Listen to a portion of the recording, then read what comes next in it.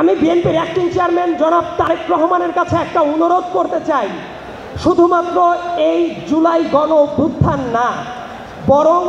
2007 সাল থেকে শুরু করে পরবর্তী সময়ে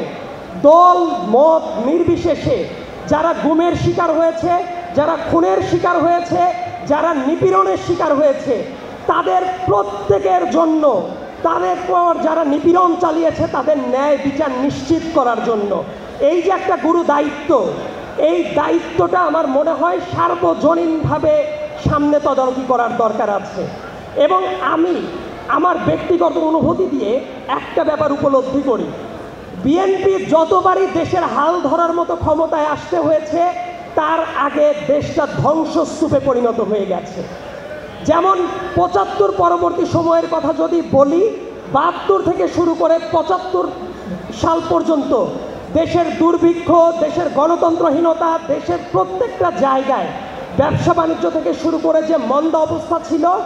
সেই বাজে একটা অবস্থা থেকে উত্তরণের রাস্তা বিএনপিরই করতে হয়েছে শহীদ প্রেসিডেন্ট জিয়াউর রহমানের হাত ধরে।